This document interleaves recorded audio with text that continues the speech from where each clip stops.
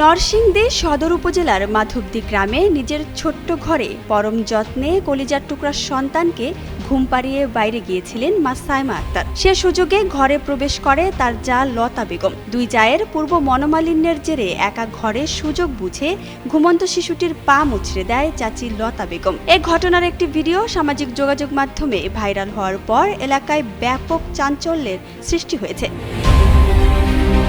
শিশুর পা মোচড় দেওয়ার ভিডিওটি মুহূর্তেই সামাজিক যোগাযোগ মাধ্যমে ভাইরাল হয়ে যায়। মূলত জন্মের পর থেকে শিশুটি অস্বাভাবিকভাবে কাঁদতে থাকত, আর সে কারণে সন্দেহের বশে ঘরে গোপন ভিডিও ধারণের ব্যবস্থা করেন শিশুটির মা।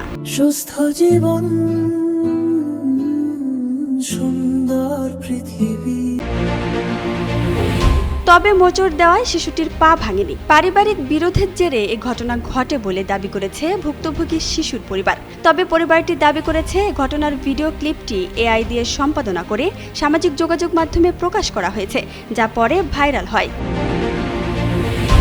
নরসিংদী সদর উপজেলার আমদিয়া ইউনিয়নের পাইকাদি এলাকায় গত 11 জুন ঘটনাটি ঘটে। বাড়ির কাজকর্ম নিয়ে পারিবারিকভাবে দুই জায়ের মনোমালিন্যের সৃষ্টি হয়। এরই জের ধরে গত 11 জুন সাইমা আক্তারের জা লতা বেগম শিশুটির পায়ে মোচড় দেন।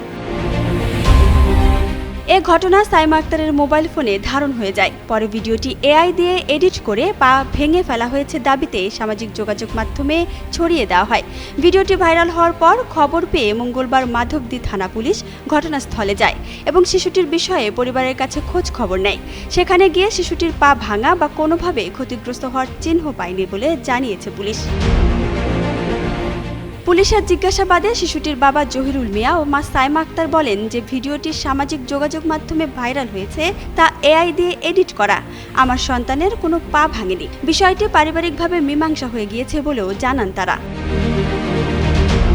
এ ঘটনায় মাধবদী থানায় একটি মামলা করেছে পুলিশ। অভিযুক্ত নারী লতা বেগম এখনও পলাতক থাকলেও তদন্তের স্বার্থে স্বামী কাউসার আহমেদ ও শ্বশুর আলমাস মিয়াকে জিজ্ঞাসাবাদের জন্য আটক করা হয়েছে।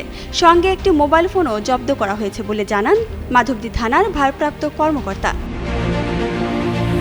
Isabella Isha, Jugantor news.